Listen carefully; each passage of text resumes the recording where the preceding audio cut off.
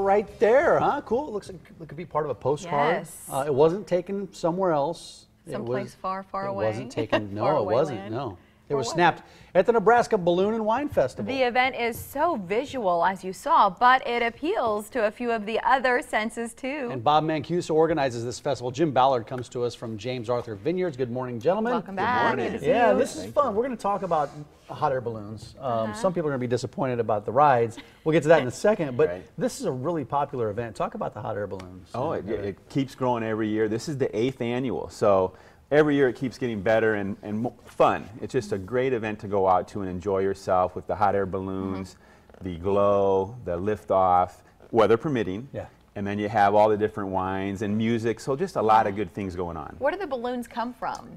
They're all over. They're mostly the Nebraska pilots, so there's usually 7 to 10 balloons. And sometimes we do get some from out of, Nebraska. This has to be a Nebraska one right here because I see this balloon above my house every weekend. They it seems always like. got it out? It's one of the Nebraska pilots, yeah. Isn't that cool? And look at these. They're so magnificent. For people who haven't been this close to one of these balloons, can you put the size into context for us? Yeah, they are really big, and their baskets vary a little bit. As some people, they can hold anywhere from 5 people type of thing, but all the way up to 15. Some of the baskets are very large, but like you said, Mary, the balloons are just enormous. And so to be up close, to kind of get in the row where people can sit and watch the balloons, it's really a fun experience. It's always been a dream of mine to ride in one of these hot air balloons, and it's not going to happen this week Early either. bird gets the worm, and the worms are all gone for this year. Gone, man. Yeah, so there's no rides available. You can't purchase tickets for rides anymore, right? This year, the rides are all full this year. So we do have a waiting list, so if somebody wants to call our office and get on the list for next year, we do that, and then they'll reopen again next year. But we might still be able to get in the air, just a different mode. Yes. Helicopter rides The helicopter rides is a new feature this year, so they'll be going on. And so if you'd like to do a helicopter ride, check out the overview and the scenery. Stay on this picture. Yeah, this is the balloon glow, and this happens at sunset. Talk about this. Yes, the balloon glow is at 9 o'clock. So the balloons first, they start off with the actual liftoff is at 7. That's the planned time. And then they would lift off, weather permitting, and then they actually come back. The glow then is at 9 o'clock.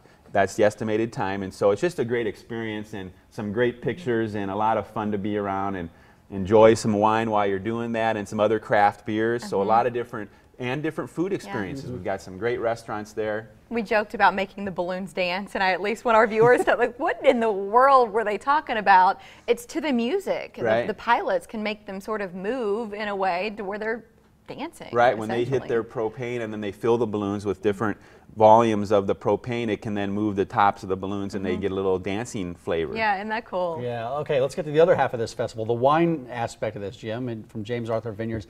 I was recently in Napa, so I feel like I'm a kind of connoisseur now, right? Oh, heaven help us. You are. What type of wines are you going to be bringing? I tell you what, this is a great opportunity for folks to try wines from all over the state. I think there's about 20 wineries that are going to be involved in the festival. So each winery has, anywhere from 5 to 7 wines to try. So it's a great opportunity to try a lot of different styles, a lot of different varieties of wines, and maybe do some comparisons. And that's a great thing about a tasting. You can try wines without being committed to a bottle or something like that. So and find out what you like. What are you most excited to bring? Yeah, what are you bringing?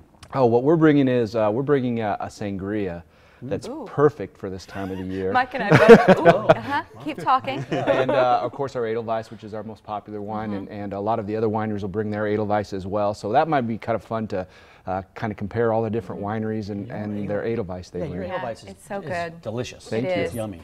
The VIP tickets, what do people get? Not just wine with those, but this is a little bit special. Oh, absolutely. Yet still. We still have openings, so there's both nights, Friday night and Saturday night, there's the VIP sessions, we call them, at 6 and 8 each night. And Carrabba's hosts the one on Friday, and Fleming's Restaurant hosts the one on Saturday. But it's pairings with food, so you actually have a full meal with your beginning appetizer type of thing, some meals, some desserts, and they're paired with different wines. So it's just a great experience. If you're not into wine, are there other adult beverages? Yes, other adult Can you get beverages. There's beer. There's people that want to know that. Okay. Absolutely. So if you happen to not be the wine drinker, there and you like a variety, there's some beers, Miller beer, and craft beers that are available. And music as well. Live Music, and then music. there's activities for kids. How do we get there? It's 204th and Q Street. Is it obvious? I'm guessing the balloons are a good sign once you get in the area Well, that you're the close. close. Exactly. The signs will be great. So, but think of 204th and Q. It's the Coventry campus. And once you get in that vicinity, you'll see the signs and then come in and then the entrance to the festival. Great. It's coming up August 8th and 9th. Gentlemen, thank you for coming in. It's nice to see you both. Great to see you again. Great to see you. Bob.